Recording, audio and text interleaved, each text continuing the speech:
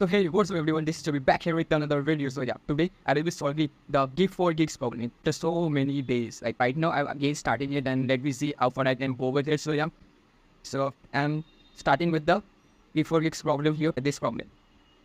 This is the influence problem, okay? So this is the influence problem, okay? So we have a chessboard here of size n into n, okay? So our task is to place the influence on the board that no two queens can be attack each other. And here, a queen can attack another queen if they are in the same row or same column or in the same diagonal. Okay. So for that, we have to implement our logic for that.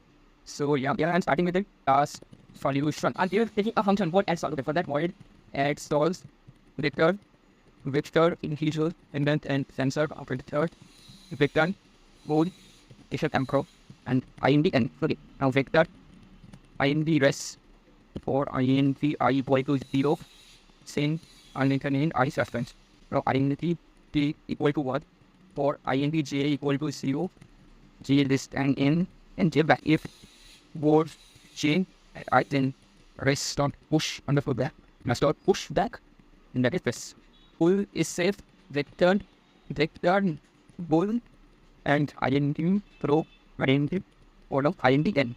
Now int x equal to low, int y equal to column, volume y is greater than equal to 0 and so x y equal to 2 then return false and the y minus y x equal to root y equal to column for while x greater than equal to 0 and y greater than equal to 0 mean if we want x on a y equal to 2 then return false. Now y minus and x plus x equal to root y equal to column for while x greater than y greater than equal to 0 mean if we want x on a y will be equal to truth and return false. Now y minus and x plus. And now here return.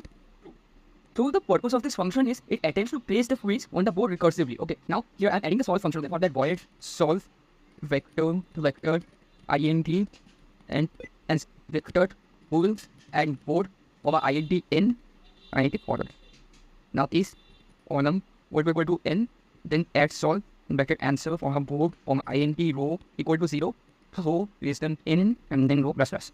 And if it says function board on a row or a column on n, then board row column equal to 2.